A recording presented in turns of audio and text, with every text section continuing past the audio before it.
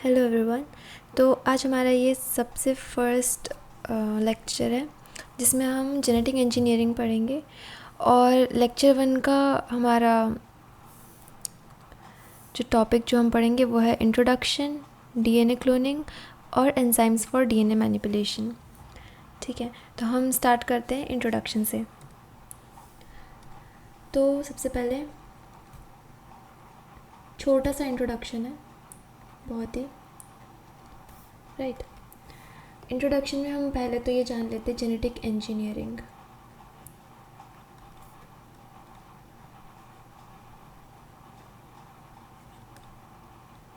अब genetic which is related to our genome, okay, और engineering to engineer. तो genetic engineering basically यही है कि हम हमारे जो टारगेट डीएनए है उसको एक प्लाज्मिड वेक्टर में डाल के हम होस्ट सेल या होस्ट ऑर्गेनिज्म में डाल रहे हैं, उसी को हम जेनेटिक इंजीनियरिंग कहते हैं। तो इसको हम आरडीटी भी कहते हैं, यानी कि रिकॉम्बिनेंट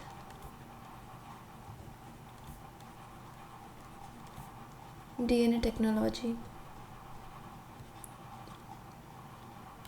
ठीक है, और 1973 में इसे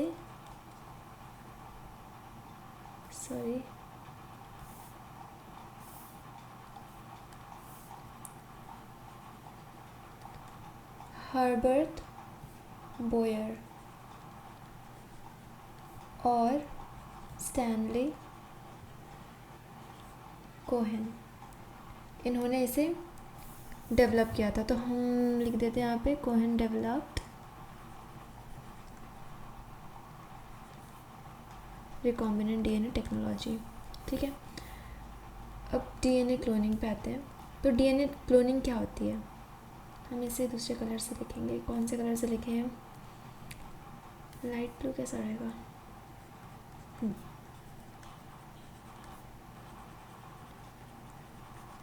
DNA cloning. Now what's DNA cloning? So DNA cloning से तो आप समझ गए होंगे कि क्लोन्स बना रहे हैं हम, है ना। तो DNA cloning is the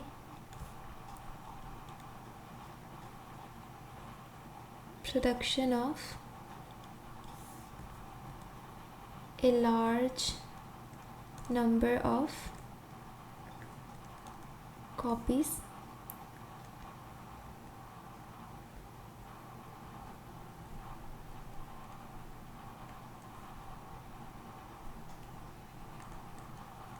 of selected DNA. Okay, अब डीएनए क्लोनिंग में हमारा डेफिनेशन तो बहुत ही सिंपल है कि हम हमारे सिलेक्टेड डीएनए की बहुत लार्ज नंबर में कॉपीज़ बना रहे हैं। पर डीएनए क्लोनिंग से होता क्या है? तो दो चीज़ें जो कि सबसे इम्पॉर्टेंट होती है, जो कि है, दो चीज़ें लिखने की जगह है क्या, हम यहाँ पे लिख देंगे एम्प्लीफिकेशन ऑफ डीएनए। मतलब डीएनए एम्पलीफाई होता है, मतलब छोटा सा डीएनए है, अब इसको हमें बहुत सारे बनाने हैं, तो मतलब वो एम्पलीफाई हो रहा है। ठीक है, और सेकंड क्या होता है? इंक्रीज, हाँ, increase in the copy number.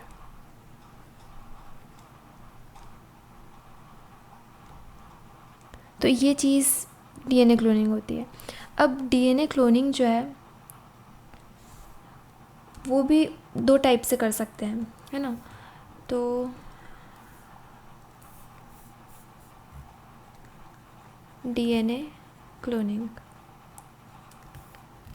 अब दो टाइप से जो कर सकते हैं उसमें एक आता है सेल बेस्ड और दूसरा आता है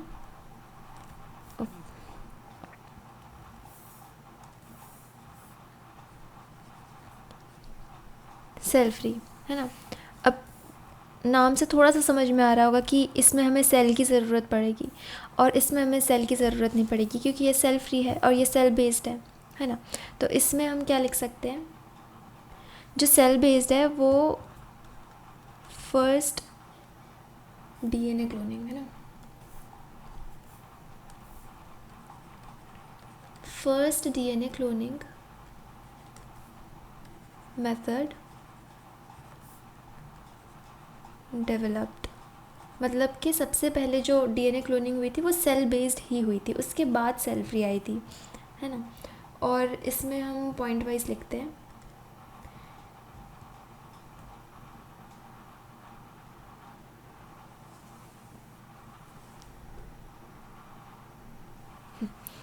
इसमें सबसे पहला पॉइंट ये है कि हम इसमें आरडीएनए का कंस्ट्रक्शन करते हैं। अब आरडीएनए क्या होता है? आर मतलब रिकॉम्बिनेंट और डीएनए, रिकॉम्बिनेंट डीएनए मतलब जैसे कि ये हमारा वेक्टर है, वेक्टर मैं बताऊंगी क्या होता है। अभी बस ये समझ लो कि एक व्हीकल होता है जो होस्ट सेल में हमारे टारगेट डीएनए को ले जाता है। अब ये जो वेक्टर है इसमें हमने हमारा टारगेट डीएनए लगा दिया, ठीक है। अब ये टारगेट डीएनए प्लस वेक्टर, इसको हम कहते हैं रिकॉम्बिनेंट डीएनए, ठीक है। इसको हम कहते हैं रिकॉम्बिनेंट डीएनए, किसे? इसको, ठीक है।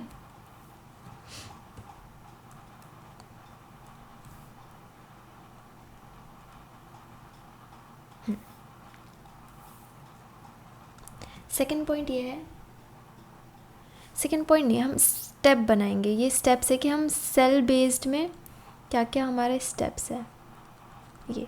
तो सबसे पहले आरडीएनए का कंस्ट्रक्शन किया, कंस्ट्रक्शन करने के बाद ट्रांसफॉर्मेशन। ट्रांसफॉर्मेशन क्या होता है आपने पढ़ा होगा कि ये सेल है, ठीक है, और यहाँ पे सराउंडिंग में सेल है, सॉरी डीएनए है।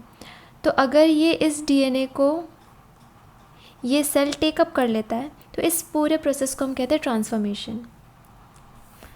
तो transformation is the process in which the sale tax up the DNA which is present in the surrounding, है ना।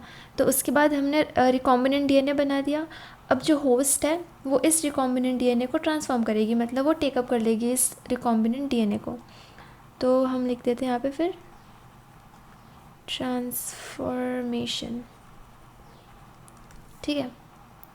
अब ट्रांसफॉर्मेशन करने के बाद जैसे ये सेल है, ये सेल है, ये सेल है, ये सेल है, ठीक है। अब यहाँ पे बहुत सारे डीएनए है, हमारा रिकॉम्बिनेंट डीएनए है, ठीक है।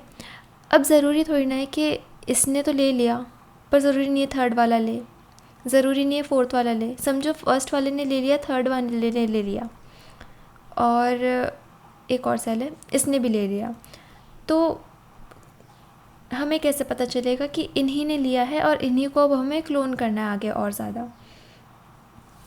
उसके लिए हमें सिलेक्शन करना होगा। अब सिलेक्शन करने के भी बहुत सारे तरीके होते हैं, जैसे कि एंटीबायोटिक रेजिस्टेंस, मतलब कि एंटीबायोटिक रेजिस्टेंस का यूज़ करके हमने जो सेल्स है जिसमें प्रेजेंट नहीं है रिकॉम्बिनेंट डीएनए उनको किल कर दिया। या एक लैक जेड वाला होता है जिससे हम सिलेक्ट करते हैं, वो एक सिलेक्टेबल मार्कर है। तो ये सब पढ़ेंगे हम, मैं बस एक आइडिया दे रही हूँ ताकि आपको बाद में समझ में आ जाए। तो ट्रांसफॉर्मेशन हो गया। अब उसके बाद हमने सिलेक्ट किया किसको, बताओ?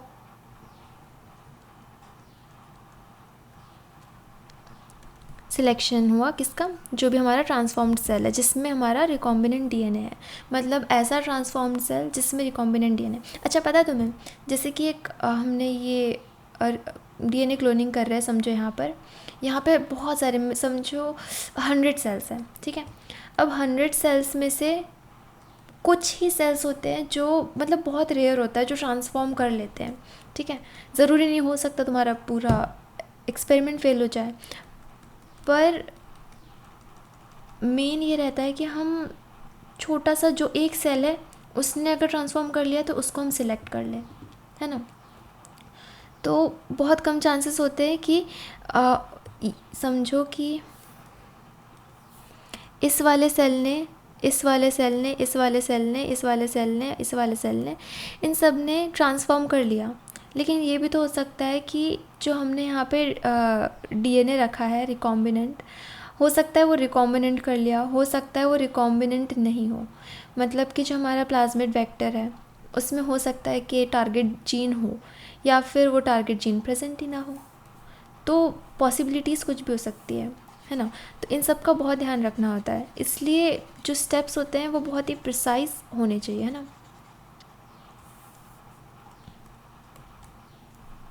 क्लिक हो जाओ। हाँ, नाउ सिलेक्शन क्या है, इसमें हमें सिलेक्टेबल मार्कर की ज़रूरत होती है, ठीक है। नाउ सिलेक्शन के बाद जो भी हमने होस्ट सेल को सिलेक्ट किया उसको हम करेंगे एम्पलीफाई।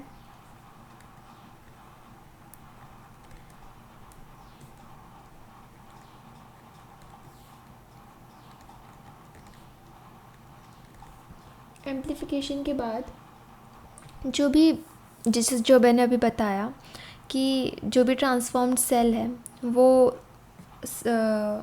रिकॉम्बिनेंट डीएनए है कि नहीं उसमें, है ना, ये सब सिलेक्ट करना होगा। फिर उसके बाद जैसे हमने एम्पलीफाई कर लिया जितने भी होस्ट सेल है, उसके बाद हमने लास्ट में सिलेक्ट कर लिया।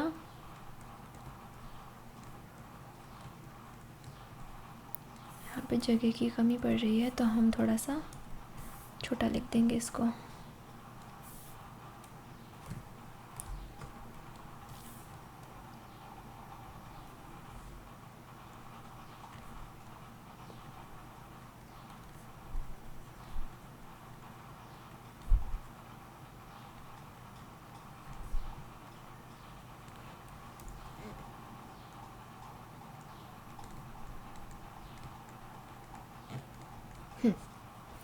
ये हो गया हमारा सेल बेस्ड।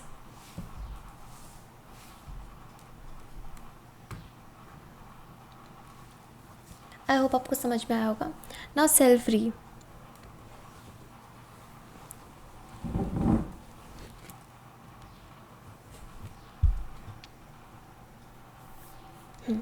सेल फ्री में आपको पता होगा वैसे तो पीसीआर आता है ना। पीसीआर क्या होता है?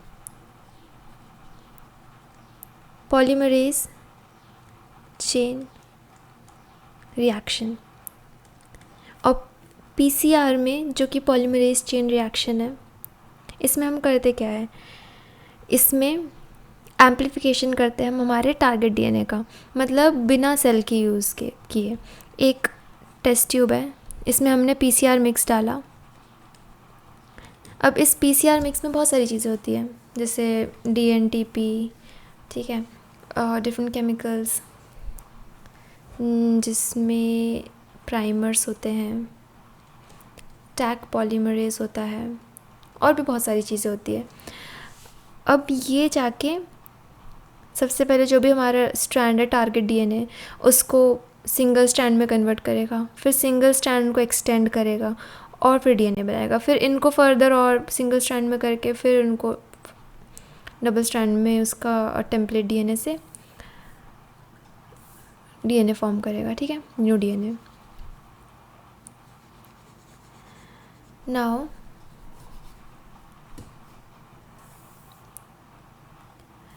एक इम्पॉर्टेंट चीज़ है कि पीसीआर को किसने डेवलप किया था। इसको किया था कैरी म्यूलस ने। कब किया था? 1985 में। अब हम इसमें ये लिख सकते हैं कि PCR is used to amplify target DNA लिख सकते हैं, दिस सिलेक्टेड या स्पेसिफिक टारगेट डीएनए। हम सिर्फ टारगेट डीएनए लिख देते हैं, ठीक है। और ये क्यों इससे बेटर है, या फिर बहुत मतलब इसको यूजुअली बहुत ज़्यादा यूज़ किया जाता है पीसीआर को, क्योंकि ये कॉस्ट इफ़ेक्टिव है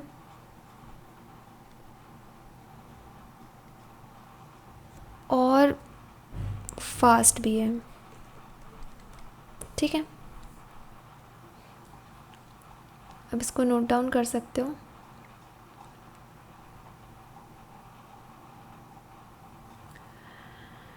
now the next topic which is enzymes used in recombinant DNA technology या फिर जेनेटिक इंजीनियरिंग, ठीक है। इसमें सबसे पहला आता है, हम कलर कौन सा यूज़ करें, पिंक कलर यूज़ करते चलो।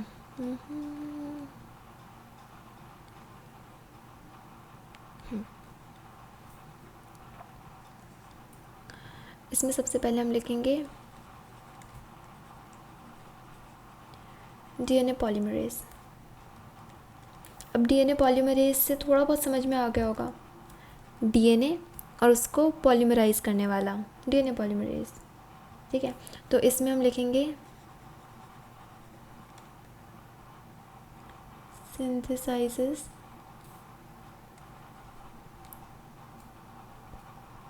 new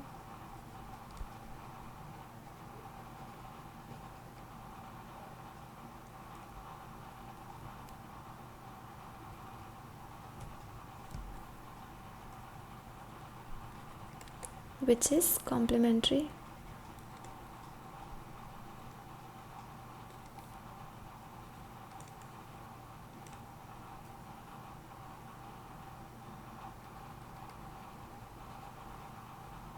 to the template DNA। अब जैसे ये हमारा टेम्पलेट डीएनए है, रुक जाओ,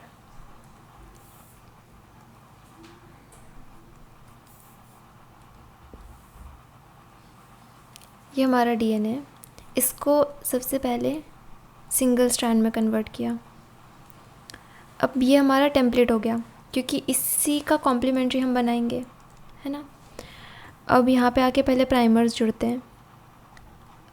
अब ये प्राइमर्स इसको एक्सटेंड करते हैं, जो इसके कॉम्प्लीमेंट्री हो। कॉम्प्लीमेंट्री का मतलब समझो इस टेम्पलेट डीएनए में लिखा है AGCT, तो इसके कॉम्प्लीमेंट्री क्या होगा, TCGA, ठीक है।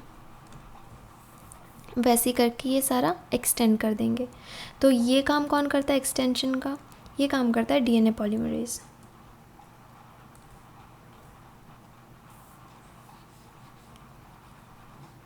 अब डीएनए पॉलीमरेज के भी ना टाइप्स होते हैं, जो हमें यूजुअली नेचर में फाउंड होते हैं, जो कि प्रोकैरियोट्स में यूज़ होते हैं। ये चीज़ ध्यान रखना कि अभी जो मैं बता रही हूँ वो प्रोकैरियोटिक डीएनए रेप्लिकेशन में मोस्टली यूज़ होते हैं और उन्हीं से ये एक्सट्रैक्ट किए जाते हैं।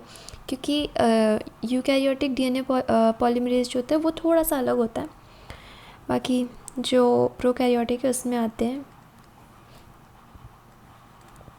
डीएनए पॉलीमरेज 1, ठीक है।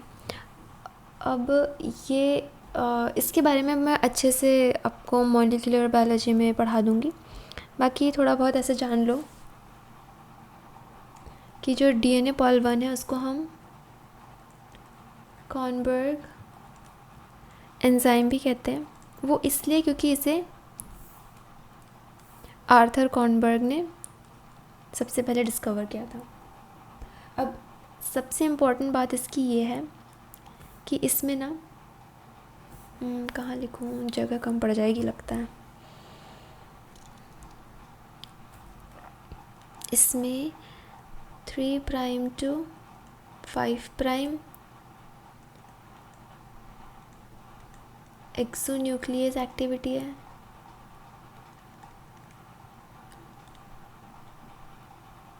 इसमें 5 prime to 3 prime exonuclease activity है, प्लस इसके अलावा 5 prime to 3 prime polymerase activity भी है। ओके, नाउ सेकेंड है डीएनए पॉल 2, फिर थर्ड है डीएनए पॉल 3। डीएनए पॉल 2 में भी ऐसे ऑलमोस्ट सेम है, बस इसमें इसके बारे में अच्छे से मैं बताऊंगी तीनों के बारे में। फिर फोर्थ और फिफ्थ जो है वो बहुत ज़्यादा यूज़ नहीं होते हैं, और जैसे डीएनए पॉल जो 5 है वो SOS एक्टिविटी में यूज़ होता है और ये बहुत एरर प्रोन होता है, तो इसके बारे में हम बाद में पढ़ेंगे।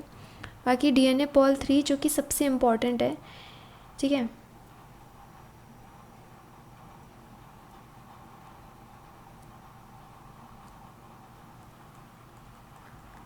5' to 3' इसमें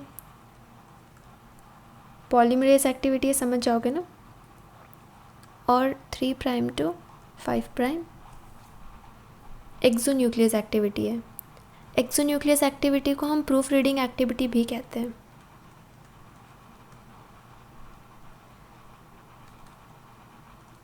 है ना।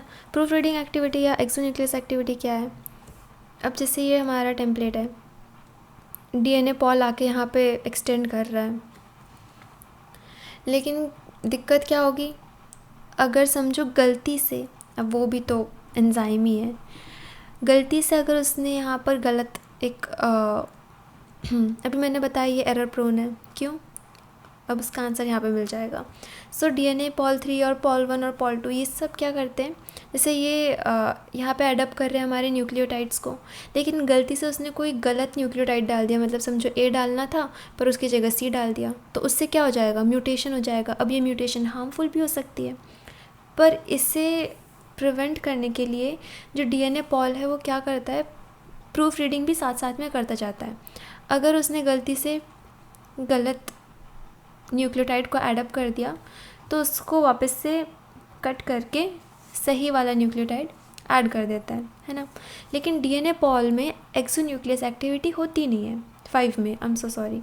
डीएनए पॉल में होती है 1, 2, 3 इन सब में होती है, पर डीएनए पॉल 5 जो है इसमें होती नहीं है, इसलिए इसको क्या कहते हैं, एरर प्रोन भी कहते हैं, है ना।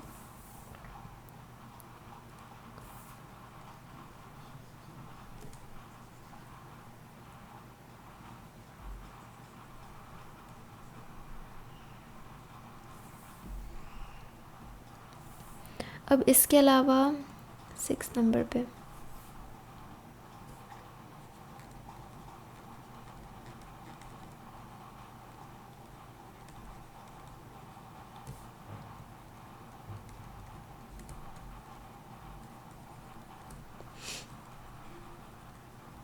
रिवर्स ट्रांसक्रिप्टेज और टैग पॉलीमरेज भी है। अब जो रिवर्स ट्रांसक्रिप्टेज है इसका क्या काम है, आरएनए टेम्पलेट से डीएनए बनाना। मतलब ये क्या है, RNA dependent DNA polymerase, RNA का यूज़ करके डीएनए को पॉलीमराइज करना, इसलिए इसको कहते हैं रिवर्स ट्रांसक्रिप्टेज। क्योंकि ट्रांसक्रिप्शन में क्या होता है, डीएनए टू आरएनए, पर यहाँ पे क्या हो रहा है, आरएनए टू डीएनए। और टैग पॉलीमरेज इसको एक्सट्रैक्ट किया गया था थर्मस एक्वेटिकस बैक्टीरियम से, जो कि एक थर्मोफाइल है।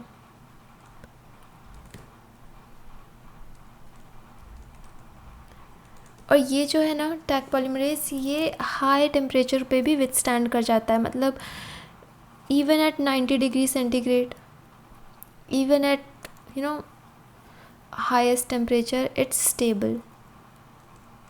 दैट्स वाई इसको हम कहाँ यूज़ करते हैं, इसे हम यूज़ करते हैं पीसीआर में, राइट। ये हो गया हमारे एंजाइम, सबसे फर्स्ट वाला डीएनए पॉलीमरेज। अब नेक्स्ट एंजाइम क्या है,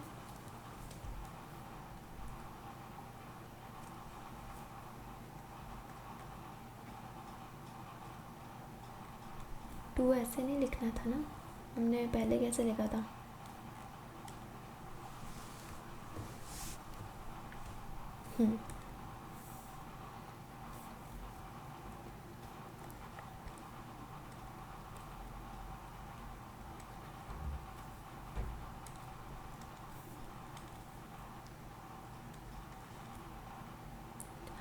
नेक्स्ट है हमारा न्यूक्लियस।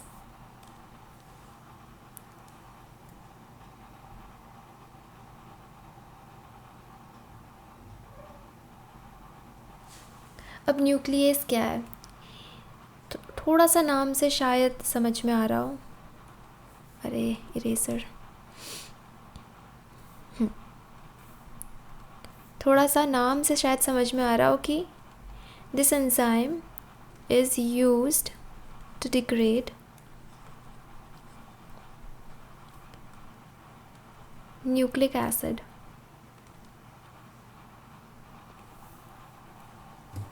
कैसे, ये न्यूक्लिक एसिड को डिग्रेड कर देगा, लेकिन कैसे, by breaking the phosphodiester bond, है ना। अब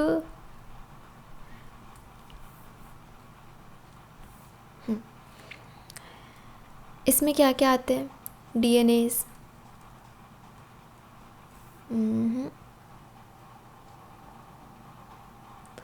डीएनएस हम ऐसे नहीं लिखते हैं, डीएनएस नहीं लिखते हैं हम,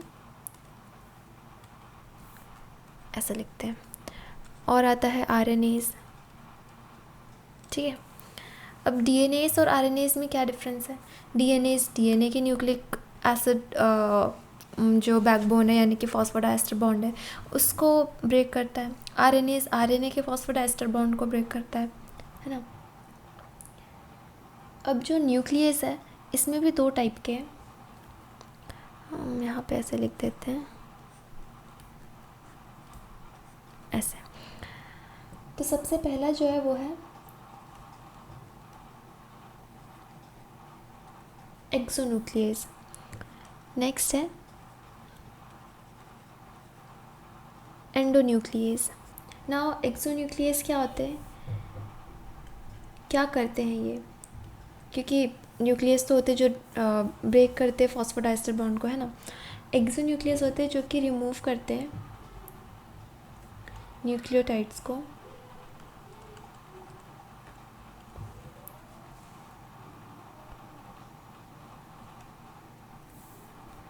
one at a time, one by one नहीं,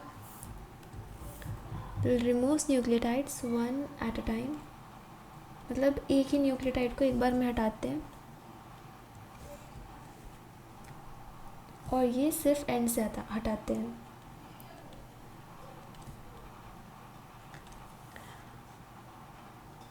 एंडोन्यूक्लियस क्या होता है,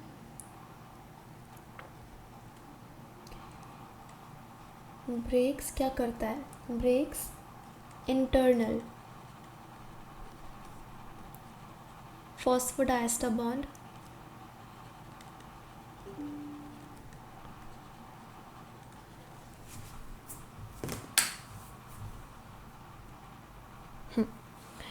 breaks internal phosphodiester bond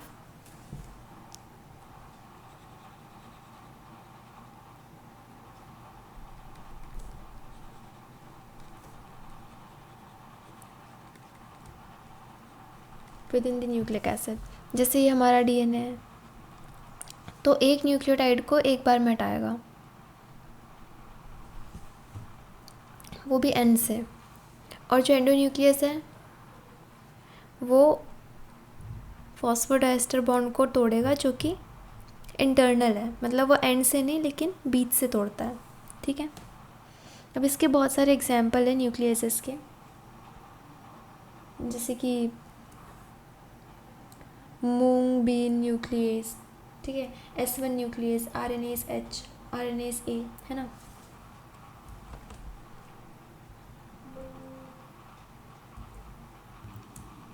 अब इसके बाद हमारा आता है, इसके लिए हम कलर हम चेंज करेंगे, कौन सा कलर करें, येलो करते, चलो छोड़ो। Now restriction site,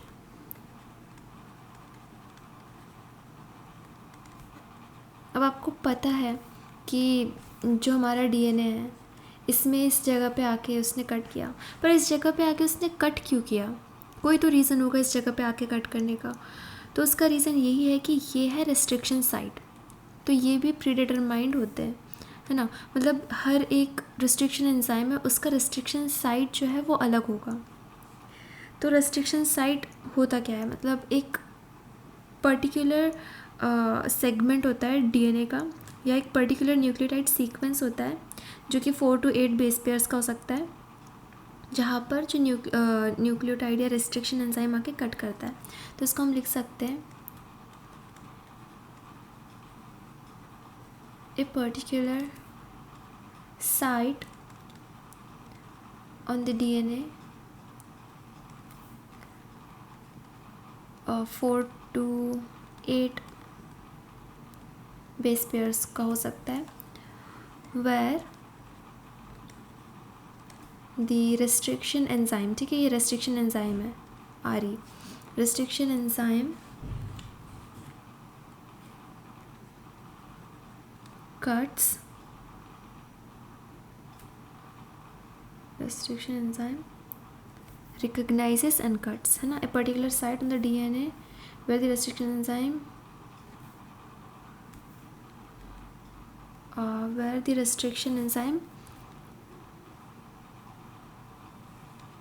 recognize and cut, ठीक है। तो जैसे कि कोई भी एक एंजाइम है, तो पहले तो ये देख लो कि ब्लंट एंड और ओवरहैंग क्या होता है। ब्लंट एंड और ओवरहैंगिंग एंड, तो थोड़ा सा समझ में आ रहा होगा कि अगर कोई एंजाइम है वो यहाँ पे आकर कट किया और उसने एकदम ब्लंट एंड बना दिया, इसे कहते हैं ब्लंट एंड। और ये कौन करता है, कोई आइडिया है? ब्लंट एंड बनाता है EcoR5, याद रखना 5, है ना। और भी बनाते हैं, जैसे कि कोई एग्जाम्पल, जैसे PVU2, है ना, ये सब बनाते हैं ब्लंट एंड। अब ओवरहैंगिंग एंड क्या होता है, जैसे किसी एंजाइम ने, ये DNA डबल स्ट्रैंड है हमारा, यहाँ पर आके कुछ इस तरह से 3 बेस पेयर्स है, यहाँ पे भी हम 3 बेस पेयर्स बनाते हैं, ओके राइट। ऐसे एक ओवरहैंगिंग सा एंड बना दिया उसने, मतलब यहाँ से एक हैंगिंग एंड दिख रहा है। ये कौन सा एंजाइम कराता है, ये थोड़ा इम्पॉर्टेंट एंजाइम है, EcoR1। और भी बहुत सारे हैं, जैसे कि HindIII, BAMH1, ठीक है। तो जो इम्पॉर्टेंट है उनके ना मैं यहाँ पे 3 इम्पॉर्टेंट के नाम लिख देती हूँ, जो कि है EcoR1, BAMH1 और HindIII, क्योंकि मोस्टली आप लोग ना इसके नाम बहुत सुनोगे।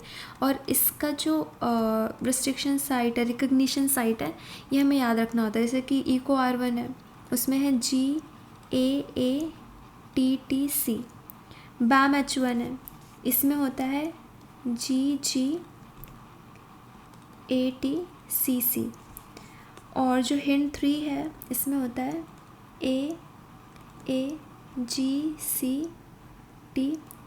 अब इसमें एक और छोटी सी इम्पॉर्टेंट सी बात है कि जो EcoR1 है वो इस पोजीशन पे कट करता है ना।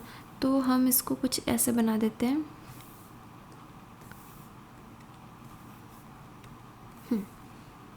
इस पोजीशन पे आपके कट लगाता है। जो BAMH1 है वो भी इस पोजीशन पे आके कट लगाता है, और जो HindIII है वो भी इस पोजीशन पे आके कट लगाता है, ठीक है।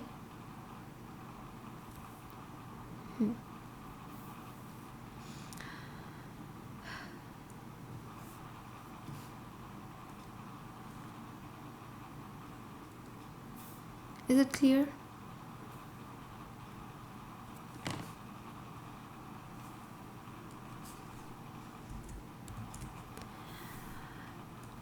अब जो है ना, बहुत ही इम्पॉर्टेंट एक चीज़ है जो कि याद होनी चाहिए, जो कि है टाइप्स। मतलब जो एंजाइम्स है, 2 एंजाइम्स का एक दूसरे से रिलेशन, इसमें भी एक टाइप होता है। मैं एग्जांपल से बताती हूँ, शायद ऐसे समझ में नहीं आ रहा होगा। जैसे फर्स्ट टाइप है आइसोसाइसोमर्स। तो जो आइसोसाइसोमर्स हैं ये क्या करते हैं, मतलब ये कैसे रिस्ट्रिक्शन एंजाइम्स है। तो ये है a pair of enzyme, या फिर restriction enzyme more specifically ना, a pair of restriction enzymes that recognize the same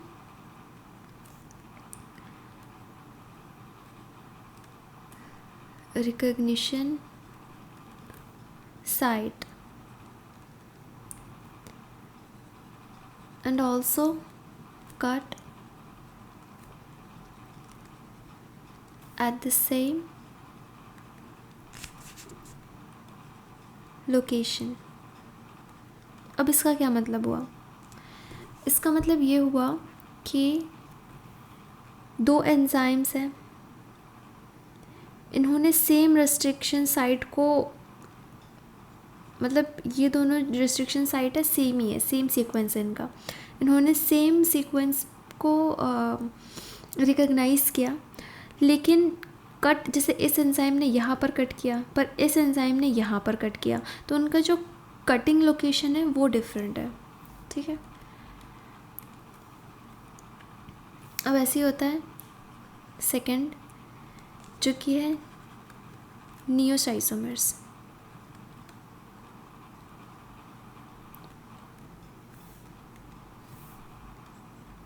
अब नियोसाइसोमर्स कैसे एंजाइम्स हैं?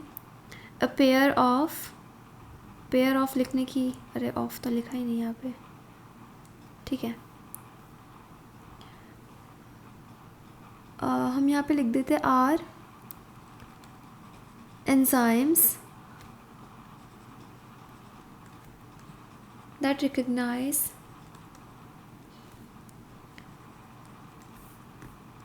the same sequence same है. ठीक है, did I say different? oh I'm so sorry, I'm so sorry. मैं यहाँ पे नियोसाइसोमर्स से मैंने आप लोगों को कंफ्यूज कर दिया, सॉरी. हाँ, तो आइसोसाइसोमर है, इसमें सेम रिकॉग्निशन साइट है, मतलब सेम रिकॉग्निशन साइट, मतलब साइट को रिकॉग्नाइज़ किया, सेम साइट को, सेम सीक्वेंस को, और सेम सीक्वेंस पर ही उन्होंने कट लगाया. लेकिन नियोसाइसोमर में ऐसा होता है कि वो सेम सीक्वेंस को रिकॉग्नाइज दी सेम सीक्वेंस, लेकिन कट करती है वो डिफरेंट लोकेशन में.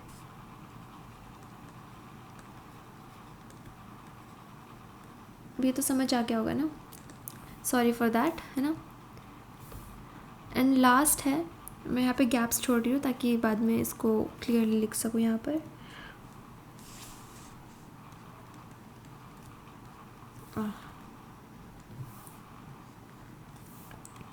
Pink pen. Isoschizomers, right. अब आइसोकॉडोमर्स क्या होते हैं?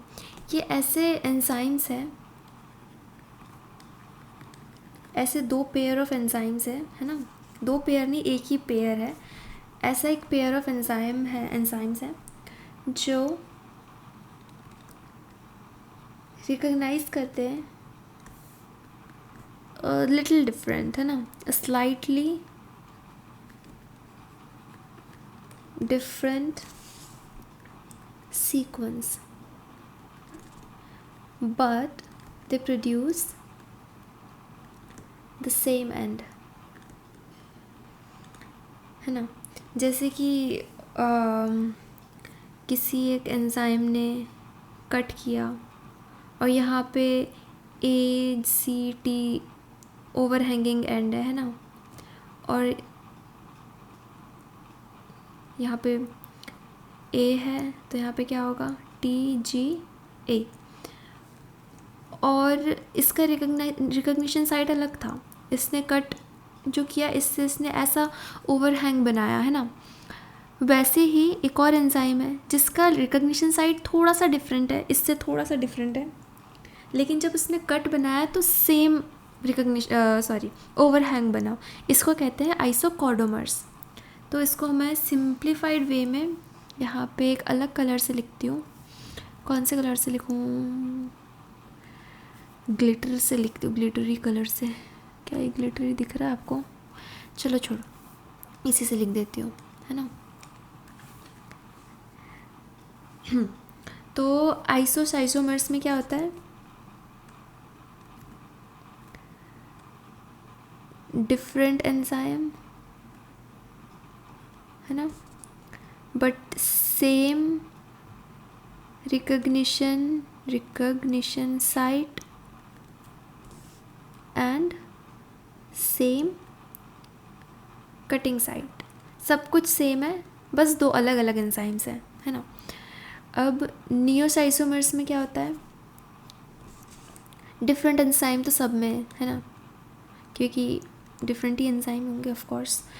डिफरेंट एंजाइम्स है ना, सेम रिकग्निशन साइट, यहाँ तक तो सब कुछ सेम है, लेकिन यहाँ पर आ जाता है डिफरेंट कटिंग साइट।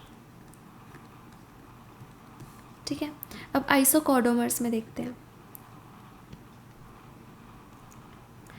आइसोकॉर्डोमर्स ऐसे एंजाइम्स है जहाँ पर वैसा ही सेम, मतलब कि डिफरेंट एंजाइम्स डिफरेंट, लेकिन यहाँ पे क्या है? डिफरेंट रिकग्निशन साइट, और इनफैक्ट कटिंग साइट भी यहाँ पर डिफरेंट है। रिकग्निशन साइट तो डिफरेंट है ही, यहाँ पे कटिंग साइट भी डिफरेंट है ना। लेकिन यहाँ पर सेम क्या है? यहाँ पर सेम है एंड्स, मतलब कि they will produce same cohesive ends.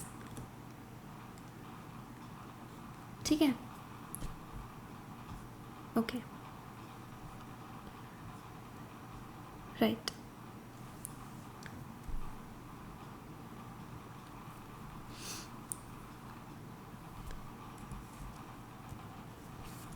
अब यहाँ पे ना एक छोटा सा कंसेप्ट आता है जो आप जान लो तो अच्छा है ना। इसको हम दूसरे कलर से लिखते हैं। क्या ये कलर ठीक है? दिख तो रहा है ना? आई गेस दिख रहा है, पर इसको हम थोड़ा सा लाइट कर सकते हैं, या थोड़ा सा ऐसा कर सकते कि दिखने लगे।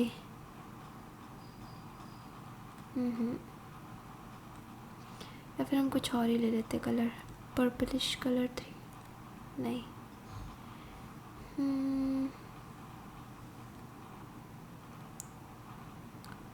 दिस कलर इज़ ओके, थोड़ा हाईलाइट होगा, है ना। अब हम पढ़ेंगे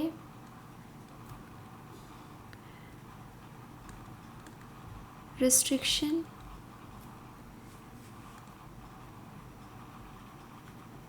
मॉडिफिकेशन सिस्टम। अब रिस्ट्रिक्शन मॉडिफिकेशन सिस्टम क्या है? तो पहले मैं एक शॉर्ट में समझाती हूँ कि जैसे बैक्टीरिया है, उसका एक खुद का रिस्ट्रिक्शन मॉडिफिकेशन सिस्टम होता है। अब इसमें क्या होता है? बैक्टीरिया जो है वो, समझो कोई वायरल डीएनए उसमें आ गया तो उसे जाके क्लीव करेगी, ठीक है, उसे जाके क्लीव करेगी ताकि वो उसे इन्फेक्ट ना कर पाए, है ना, ऐसी कोशिश करती है वो। अब क्या है कि जो ये बैक्टीरिया है उसका खुद का भी तो डीएनए है, तो वो जो एंजाइम है उसके खुद के डीएनए को कैसे रिकॉग्नाइज़ नहीं कर रहा है, मतलब कि वो खुद के डीएनए को जाके क्लीव क्यों नहीं कर दे रहा है। कुछ सीक्वेंसेस तो सेम होंगे ही, है ना। ऐसा तो है नहीं कि बिल्कुल भी कोई सीक्वेंस मैच नहीं करे किसी भी वायरस से। अगर ऐसा है, सीक्वेंस मैच कर रहे हैं, तो ये जो एंजाइम है सिर्फ इसको क्यों टारगेट कर रहा है, वायरल डीएनए को क्यों टारगेट कर रहा है, और खुद के डीएनए को क्यों टारगेट नहीं कर रहा है? वो इसलिए क्योंकि बैक्टीरिया के पास होता है एक रेस्ट्रिक्शन मॉडिफिकेशन सिस्टम, जिसमें वो खुद के ही डीएनए को स्लाइटली मॉडिफाई कर देता है, जिसके कारण से वो जो क्लीविंग एंजाइम्स हैं, एंडोन्यूक्लियसेस है, वो उनको रिकॉग्नाइज़ नहीं कर सकती, जिसके कारण से काट भी नहीं पाएंगी। जब कट नहीं कर पाएंगी तो वो उनके डीएनए में कोई डैमेज नहीं होगा, ठीक है। तो इसमें हम देखेंगे कि This system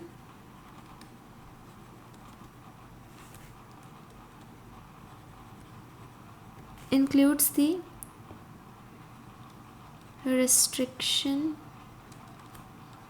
enzymes या फिर endonucleases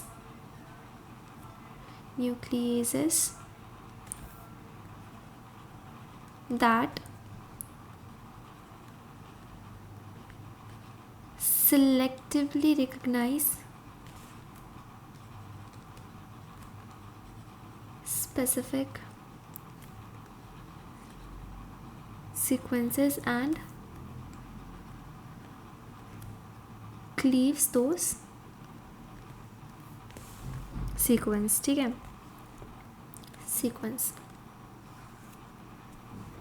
या फिर cleave those DNA having the, ठीक है, ये पे भी ठीक है. ओके अब जो मॉडिफिकेशन सिस्टम है उसमें क्या क्या होता है, मतलब जैसे हो सकता है कि जो बैक्टीरिया है उसने मिथाइलेशन कर लिया अपने डीएनए पे, जिसके कारण से जैसे ये डीएनए है उसमें उन्होंने ऐसे मिथाइल ग्रुप ऐड कर लिया, मिथाइलेशन कर लिया है ना, ऐसे. तो मिथाइलेशन हम यहाँ पे लिख देते हैं, डीएनए मिथाइलेज का यूज़ होता है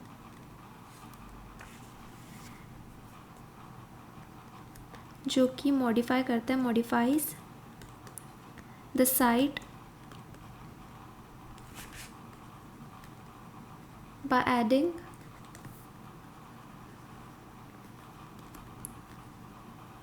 मिथाइल ग्रुप. ठीक है, अब इसमें एक इम्पॉर्टेंट चीज़ है कि मिथाइल ग्रुप की पोजीशनिंग क्या होती है.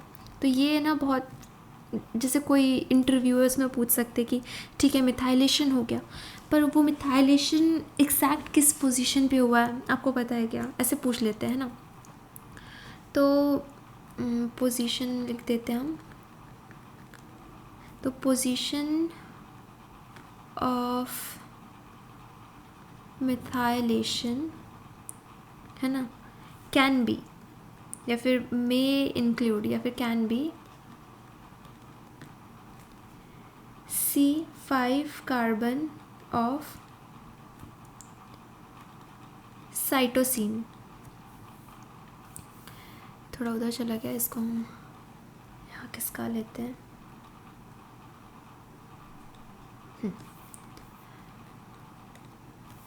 C5 कार्बन हो गया.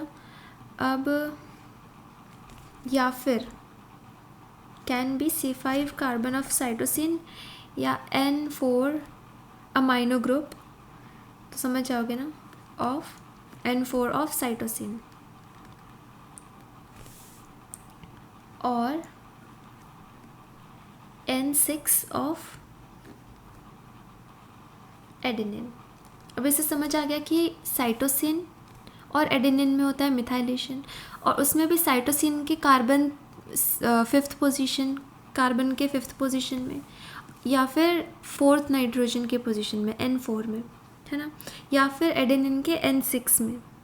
ठीक है, अमाइनो ग्रुप मतलब जो भी हमारा अमाइनो ग्रुप है उसमें 6 या 4th पोजीशन में साइटोसिन एडेनिन के. ओके ना, इसमें क्या ये लिखना है कि खुद का सिस्टम मॉडिफाई कर देती जिसके कारण से रेस्ट्रिक्शन एंडोन्यूक्लियस से काट नहीं पाता. शॉर्ट में लिख देते हैं चाहो तो.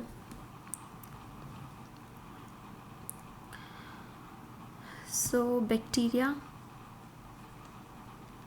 या फिर ये लिख देते हैं कि जो बैक्टीरिया है उसके पास जो खुद का रेस्ट्रिक्शन एंजाइम होता है, उसी रेस्ट्रिक्शन एंजाइम जो है वो प्रोड्यूस करता है, मतलब वही बैक्टीरिया प्रोड्यूस करता है मतलब ऐसे मॉडिफिकेशन एंजाइम्स जैसे कि डीएनए मिथाइलेज, जो कि जो हमारा रिकग्निशन साइट है उसको मॉडिफाई कर देता है ताकि जो रेस्ट्रिक्शन एंडोन्यूक्लियस है वो साइट को काट ना पाए. तो bacteria that produce restriction enzymes also produce modification enzyme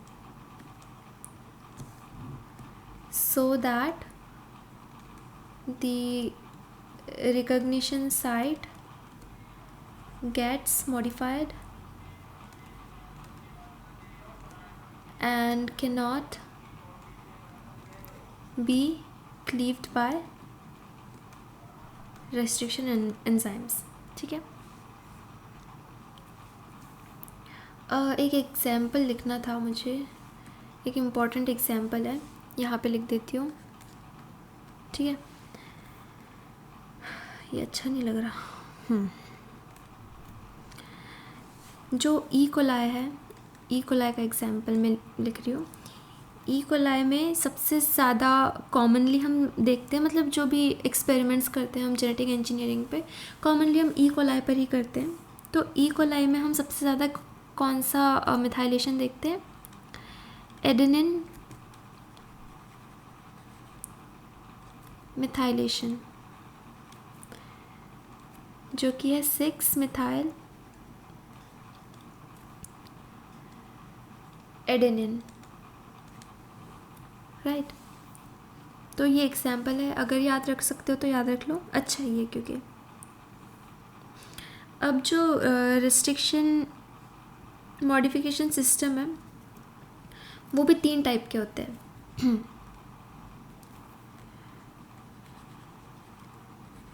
types of restriction modification system. ठीक है, समझ जाना. तो फर्स्ट है टाइप 1, इसमें टाइप 1 टाइप 2 करके है. ठीक है, सेकेंड है टाइप 2 और थर्ड है टाइप 3. अब जो टाइप 1 है, इसमें जो एंजाइम होता है वो बायफंक्शनल होता है, मतलब उसमें एंडोन्यूक्लियस एक्टिविटी भी है और मिथाइलेज एक्टिविटी भी है. मतलब has enzyme with both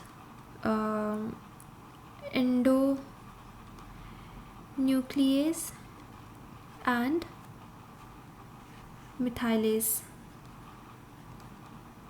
activity. ठीक है, और जो टाइप 2 है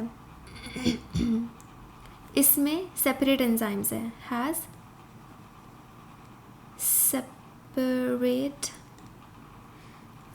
एंजाइम्स, मतलब दोनों के लिए, एंडोन्यूक्लियस और मिथाइलेज के लिए सेपरेट एंजाइम्स है. और टाइप 3 ये भी बायफंक्शनल है, मतलब इसमें भी सेम है. तो इसे हम कॉपी कर लेते हैं.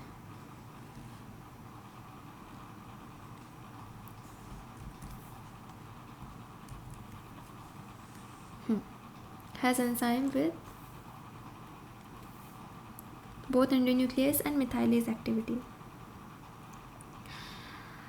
अब जो टाइप 1 है ना, इसमें इसके स्ट्रक्चर हैज़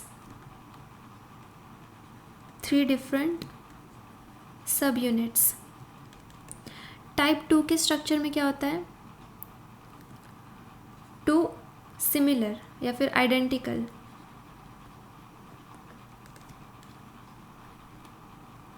सब यूनिट्स. ठीक है, अब जो टाइप 3 है इसमें 2 डिफरेंट सब यूनिट्स प्रेजेंट इनके स्ट्रक्चर में. ओके, अब इनमें से टाइप 1 जो है ये एटीपी डिपेंडेंट है,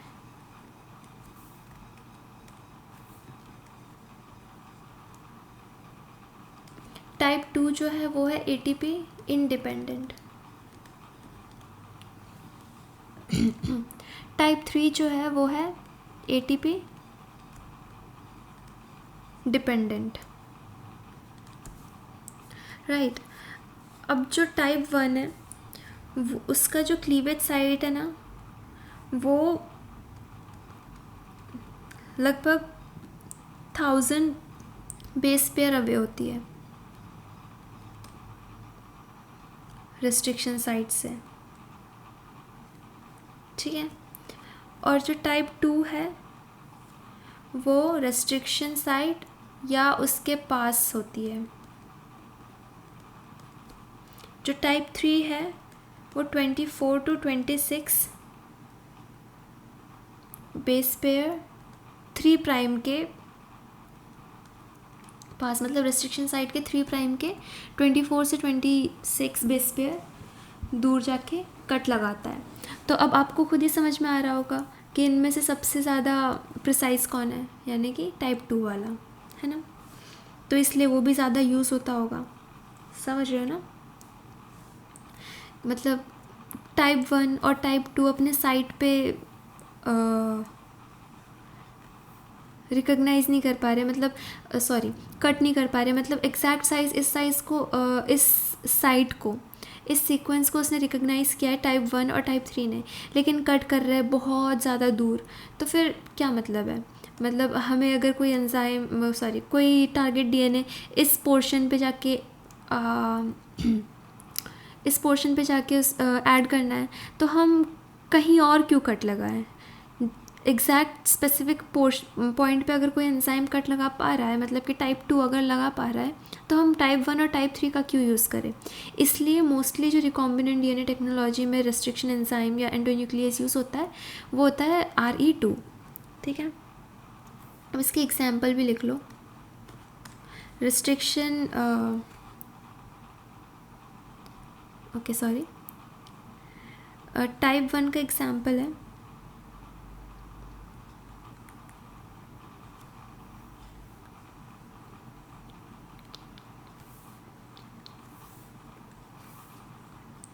इको बी। टाइप 2 का एग्जाम्पल है इको R1, जो कि मैंने बताया था बहुत ही इम्पॉर्टेंट है, और ये है इको P1। आपको ये समझ में तो नहीं आ रहा होगा ना इको 1 2 क्या है ये सब, तो यहाँ पे मुझे समझा देना चाहिए था, कोई बात नहीं अभी समझा देती हूँ। तो जैसे यहाँ पे एक क्लाउड बना के छोटा सा समझा देती हूँ। इको R1 है ना। अब इसमें इको क्या है, मतलब ई क्या है, एस्चेरिशिया। मैं सबसे नीचे यहाँ पे लिख देती हूँ छोटा सा, एस्चेरिशिया, है ना, जो कि जीनस है। को क्या है, कोलाए, यानी कि स्पीशीज़। आर क्या है, आर है स्ट्रेन, तो हम यहाँ पे लिख देते हैं स्ट्रेन, और उसका नाम क्या है स्ट्रेन का, RY13।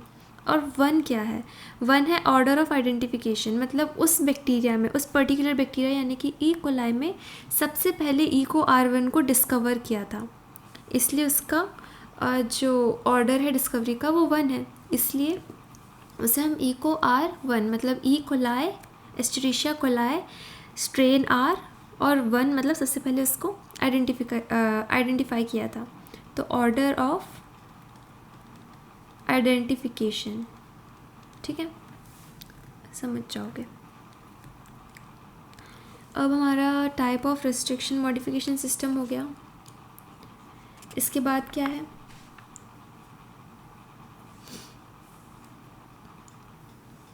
कुछ ऐसे एंजाइम्स जो एंड को मॉडिफाई करते हैं उसको पढ़ लेते हैं। उसके बाद हमारा लाइगेज बचेगा, फिर ये वाला पोर्शन ख़त्म हो जाएगा और कल हम पढ़ेंगे वेक्टर्स।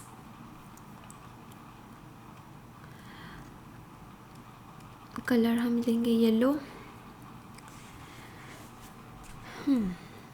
Enzymes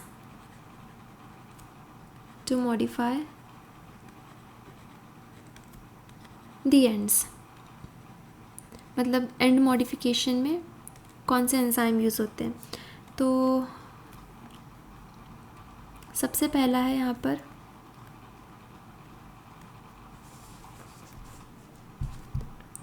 TDT। इसका फुल फॉर्म कोई बता सकता है जब तक मैं लिख रही हूँ। Terminal, yes, right, deoxy nucleotidyl, right, transferase. ठीक है। टर्मिनल डीऑक्सी न्यूक्लियोटाइडल ट्रांसफरेज, ये होता है TDT। अब ये करता क्या है, ये एक टेम्पलेट डिपेंडेंट पॉलीमरेज है।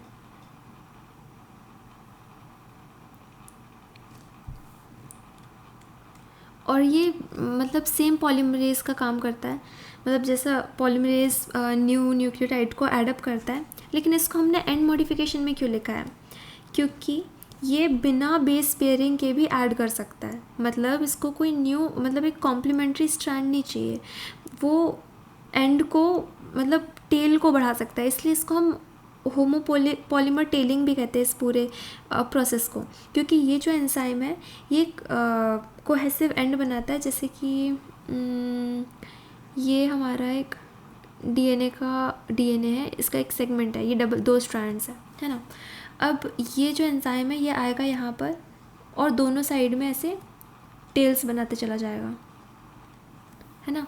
तो ये मतलब एक साइड से बिना किसी कॉम्प्लीमेंट्री स्ट्रैंड के हेल्प के ये एक्सटेंड कर रहा है ना, इसलिए इसको हम इस पूरे प्रोसेस को होमोपॉलीमर टेलिंग भी कहते हैं, क्योंकि यहाँ पे टेलिंग हो रही है लेकिन सिर्फ एक पॉलीमर की, किसी एक न्यूक्लियोटाइड की, ठीक है। ये 3' OH टर्मिनल पे ऐड करता है। तो इसमें हम कुछ लिखें या फिर आप लोग लिख लोगे, छोटा सा लिख देते हैं कि टेम्पलेट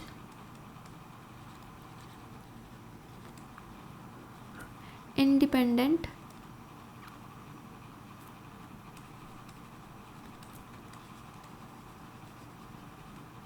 DNA पॉलीमरेज। और ये क्या करता है, ये टेम्पलेट इंडिपेंडेंट क्यों है, इसको हम ब्रैकेट में लिख देते हैं, as it is able to synthesize new DNA nucleotide, sorry खुद DNA पॉलीमरेज का टाइप ही है nucleotide DNA, it is able to synthesize new DNA polynucleotide without base pairing। और ये क्या कर देता है, होमोपॉलीमर टेलिंग कर देता है।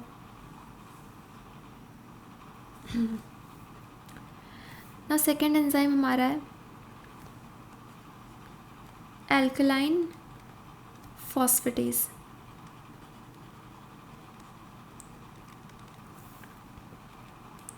एल्कलाइन फॉस्फेटेज आपने सुना होगा, ये करता क्या है, फॉस्फेटेज से कुछ समझ में आ रहा होगा, कोशिश करो, सोचने की कोशिश करो। देखो फॉस्फेटेज मतलब फॉस्फेट ग्रुप को हटा रहा है, ठीक है। तो ये क्या करता है, removes phosphate group from the 5' ends of the DNA molecule।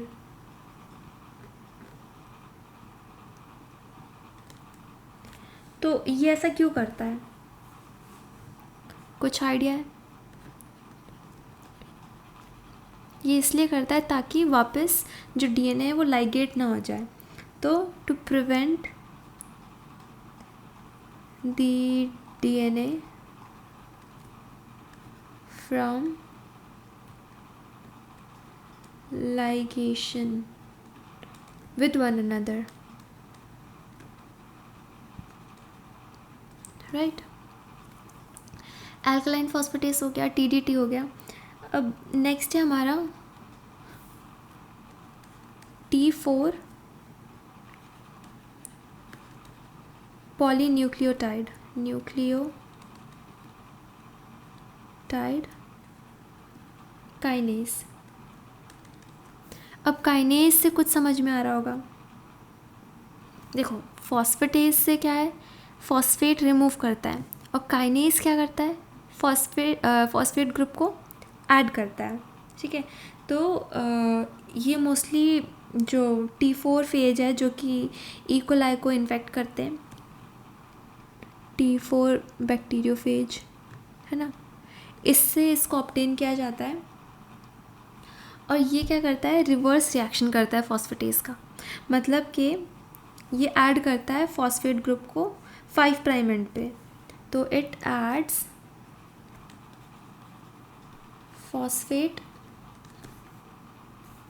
Phosphate group आ जाएगा कहीं यहाँ पे, तो फॉस्फेट लिख देते, phosphates to the 5 prime and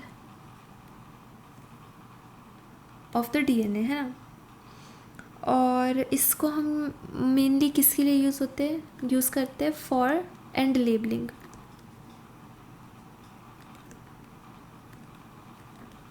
मतलब हम लेबल्ड फॉस्फेट ग्रुप को जाके ऐड अप कर सकते हैं, है ना। अब जो पॉलीन्यूक्लियोटाइड काइनेज है, ये भी 2 टाइप के रिएक्शन कर सकते हैं, एक फॉरवर्ड रिएक्शन और एक एक्सचेंज रिएक्शन। ठीक है, फॉरवर्ड रिएक्शन में क्या होता है, जो पॉलीन्यूक्लियोटाइड काइनेज है वो गामा फॉस्फेट को ATP से 5 प्राइम एंड को मिलाता है। समझ में आ रहा है, मतलब ये जो ATP है वहाँ से 5 प्राइम एंड में लाता है, ये 3 प्राइम दिख रहा है, 5 प्राइम एंड में लाता है। ठीक है, इसको कहते हैं हम फॉरवर्ड रिएक्शन। ये कौन करता है, T4 पॉलीन्यूक्लियोटाइड। अब ये T4 मतलब ये फॉरवर्ड रिएक्शन कहाँ पर होता है, ऐसे एंड पर जहाँ पे 5 प्राइम फॉस्फेट नहीं है, वैसे एंड पर T4 पॉलीन्यूक्लियोटाइड काइनेज ये ऐड करता है, क्या, फॉस्फेट ग्रुप, किसके हेल्प से, ATP के हेल्प से। मतलब ATP से निकाल कर एक फॉस्फेट, गामा फॉस्फेट जो कि है, मतलब ATP में देखो एडिनोसिन ट्राइफॉस्फेट, यहाँ पे 3 फॉस्फेट है, अल्फ़ा बीटा और गामा, तो जो गामा फॉस्फेट है उसको निकाल के ये 5 प्राइम एंड में लगा देता है, किसके, जो भी हमारा DNA 5 प्राइम एंड पे अगर फॉस्फेट नहीं है वहाँ पर लगा देता है। अब दूसरा जो रिएक्शन T4 पॉलीन्यूक्लियोटाइड करता है वो है एक्सचेंज रिएक्शन। अब एक्सचेंज रिएक्शन में क्या होता है, सोचो,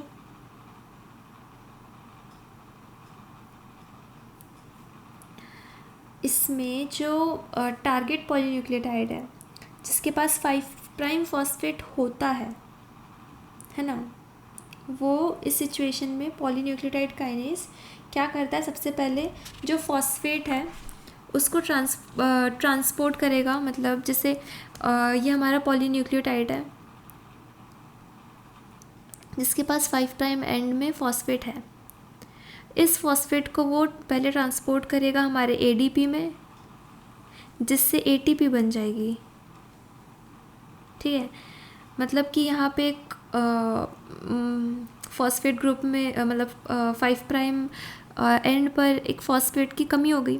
अब फॉस्फेट की कमी हो गई, अब जो यही T4 पॉलीन्यूक्लियोटाइड है जिन्होंने इस एक्सचेंज रिएक्शन में इस फॉस्फेट को पहले ADP को दिया, ADP को दे के उसको ATP बनाया, ADP मतलब एडिनोसिन डाइफॉस्फेट, ADP से ATP को दिया, फिर से ATP से लेके वो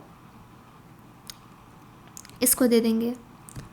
अब इसका क्या मतलब है, मतलब पहले आप ADP को दे रहे हो ATP बना के, फिर आपका जो 5 प्राइम जो एंड है उसमें OH बचा है, मतलब कि उसमें फॉस्फेट नहीं है, तो फिर से आप ATP से उठा के वहाँ पर टारगेट पॉलीन्यूक्लियोटाइड में दे रहे हो। ठीक है, तो ये होता है 2 टाइप के T4 पॉलीन्यूक्लियोटाइड काइनेज के रिएक्शंस, फॉरवर्ड और एक्सचेंज। समझ में आ गया ना, मतलब कि यहाँ से ATP से डायरेक्टली उठा के 5 प्राइम एंड में दे दिया, और यहाँ से जो 5 प्राइम एंड में फॉस्फेट था, मतलब यहाँ पे फॉस्फेट लैक कर रहा था, यहाँ पे नहीं था, इसलिए ATP से उठा के यहाँ पर दे दिया। पर यहाँ पर है तो पहले उठा के उसको ADP को दिया, उसको खुश कर दिया, फिर ATP से उठा के वापस हमारे DNA के 5 प्राइम एंड में लगा दिया। मतलब पहले एक्सचेंज रिएक्शन में पहले अपना ये काम किया, फिर उसके बाद वापस से फॉरवर्ड रिएक्शन कर दिया। That's the two of them. अब नेक्स्ट है हमारा एंजाइम लाइगेज। हम पता नहीं कौन से नंबर पे आ गए, तो इसलिए मैं नंबर नहीं लिख रही हूँ। लाइगेज। अब लाइगेज का बहुत ही सिंपल छोटा सा काम है, जो कि है joins the DNA molecule together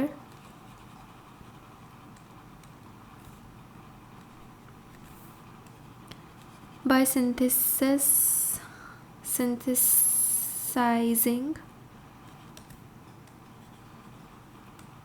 phosphodiester bonds between nucleotide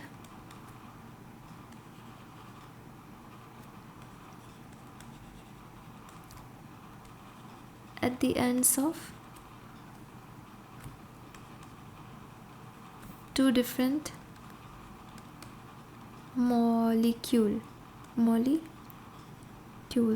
या फिर two ends of same molecule।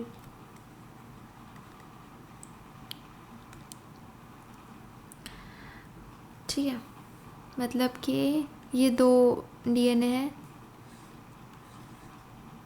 इन दोनों एंड्स में उसने न्यूक्लियोटाइड ऐड किया और उसको मतलब लाइगेट कर दिया। उसके लिए यूज़ होता है लाइगेज। तो इसमें कैटलाइज क्या होता है, catalyzes the formation of new ligation,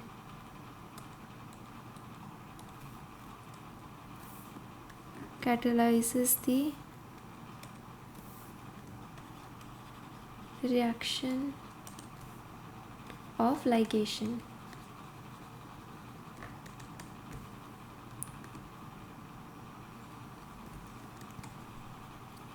where these two strands are ligated। ठीक है, तो इसके साथ हमारे जो एंजाइम्स हैं वो कंप्लीट हो जाते हैं। और हमने जो पढ़े थे आज, इंट्रोडक्शन पढ़ लिया, DNA क्लोनिंग और एंजाइम्स दैट मैनिपुलेट DNA, ये सब पढ़ लिया है। अब नेक्स्ट में हम पढ़ेंगे वेक्टर्स के भी, क्योंकि टाइप्स होते हैं, जैसे कि क्लोनिंग वेक्टर्स है ना, और उनमें भी प्लाज्मिड है, कॉस्मिड है, बैक यैक है, तो ये सब हम पढ़ेंगे नेक्स्ट लेक्चर में। So stay tuned. Okay, bye bye.